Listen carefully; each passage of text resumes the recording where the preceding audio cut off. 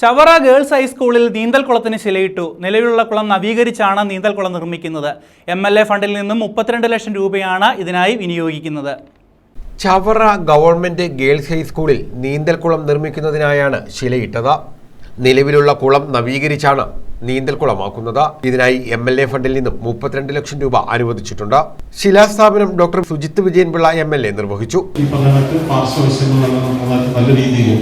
സംരക്ഷിച്ചുകൊണ്ട് നല്ല സ്റ്റെയിൻലെസ് സ്റ്റീലിന്റെ ബാസൊക്കെ വെച്ചുകൊണ്ട് നമുക്ക് നോക്കാം. വെള്ളത്തിൽ ഊറ്റി കുറവാണെന്നാണ് ബഹുമാനപ്പെട്ട എക്സിക്യൂട്ടീവ് എഞ്ചിനീയർ സാറ് പറഞ്ഞത്. സാറിന്റെ ഒരു നിരീക്ഷണം അനുസരിച്ചിട്ട് ചെളി മാറ്റിക്കഴിഞ്ഞാലും അത്ര കണ്ട് നീര് വരാൻ സാധ്യത കുറവാണ്. അപ്പൊ അത് അങ്ങനെയാണെങ്കിൽ നമുക്ക് നല്ലതാണ്, കുറച്ചുകൂടെ നല്ലതാണ്. അങ്ങനെയാണെങ്കിൽ ഞാനതിൽ പോസിറ്റീവായിട്ട് എടുക്കുന്നത്. കാരണം അങ്ങനെയാണെങ്കിൽ നല്ല രീതിയിൽ അത് കോൺക്രീറ്റ് ചെയ്തുകൊണ്ട് രണ്ടാം ഘട്ടം നല്ല രീതിയിൽ പെർഫെക്റ്റ് ഒരു സ്വിമ്മിംഗ് പൂൾ ആക്കി മാറ്റാൻ പറ്റും. അതുപോലെ എല്ലാ സബ്ജക്റ്റിലും ഒരു സ്വിമ്മിംഗ് പൂൾ വേണം എന്നുള്ളതാണ് വിദ്യാഭ്യാസ വകുപ്പിന്റെ തന്നെ ഒരു ആശയം. കാരണം ഈ എല്ലാ സ്കൂളുകളിലും സ്വിമ്മിംഗ് പൂൾ വരുത്താൻ സാധ്യതയില്ല. അപ്പോൾ മറ്റ് സ്കൂളുകളിൽ നിന്നും കുട്ടികൾ ഇങ്ങോട്ട് വന്നിട്ട് പഠിക്കാനുള്ള അവസരം അവർക്കൊരു സമയം വെച്ചിട്ട് നമുക്ക് ടേം അനുസരിച്ചിട്ട് കൊടുക്കാം. ഇപ്പോൾ സ്കൂളുകളിൽ സ്വിമ്മിംഗ് പൂൾ എന്ന് പറഞ്ഞാൽ പൊതുവിദ്യാഭ്യാസത്തിൽ ഇപ്പം സർവ്വസാധാരണമായിക്കൊണ്ടിരിക്കുക. നമ്മൾ കണ്ണൂരിലെ ബോയ്സ് ഹൈസ്കൂൾ നോക്കിയാലും Malappuram public high school higher secondary school നോക്കിയാലും അവിടെ എല്ലാം വലിയ swimming പൂളാണ്.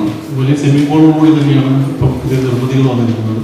Chavara block panchayat president Santhosh Thuppassery അധ്യക്ഷത വഹിച്ചു. പിന്നീട് നമ്മൾ ഏതെങ്കിലും ട്രെയിനറുടെ സഹായത്തോടുകൂടി മറ്റേതെങ്കിലും ഇടത്തേക്ക് പോകേണ്ട സ്ഥിതിയായിരുന്നുവെങ്കിൽ ഇനി നമുക്ക് സ്വന്തമായി ഒരു നീന്തൽക്കുളം എന്ന സ്വപ്നം യാഥാർത്ഥ്യമാവുകയാണ്. പലപ്പോഴും സമീപകാലത്ത് നാം എല്ലാ ദിവസവും പത്രം വായിക്കുമ്പോൾ നിരവധിയായിട്ടുള്ള വിദ്യാർത്ഥികളും അതുപോലെ തന്നെ കഴിഞ്ഞ ദിവസവും ഒരു കുടുംബത്തിലെ 3 പേർ വെള്ളത്തിൽ മുങ്ങിത്താഴ്ന്ന് മരണത്തിലേക്ക് പോയ വാർത്തയും നമ്മളുണ്ട്. കാരണം ഇന്ന് നീന്തൽ അറിയാവുന്ന ആളുകളുടെ നീന്തൽ പരിശീലനം കിട്ടിയവരുടെ എണ്ണം വളരെ കുറവാണ്. നീന്തൽ അറിയാൻ വയ്യാത്ത ആളുകൾ നിരവധി ആളുകൾ നമ്മുടെ ഇടയിലുണ്ട്. പ്രത്യേകിച്ച് വിദ്യാർത്ഥികളായിരിക്കുമ്പോൾ തന്നെ അവർക്ക് നീന്തൽ പരിശീലനം കൂടി നൽകിയാൽ അവർ സ്വയം രക്ഷയ്ക്ക് മാത്രമല്ല ഒരുപക്ഷെ മറ്റൊരാളുടെ ജീവൻ രക്ഷിക്കാൻ കൂടി അവരുടെ ഈ പറയുന്ന നീന്തൽ പരിശീലനത്തിലൂടെ അറിവിലൂടെ നേടിയെടുക്കാൻ സാധിക്കും. ജില്ലാ പഞ്ചായത്ത് അംഗം അഡ്വക്കേറ്റ് CP സുധീഷ് കുമാർ, പഞ്ചായത്ത് അംഗം Lincy Leo, DEO P Saji, PTA vice president A Anilkumar, പ്രഥമാധ്യാപിക TD ശോഭ, മുഹമ്മദ് മുസ്തഫ എന്നിവർ പങ്കെടുത്തു.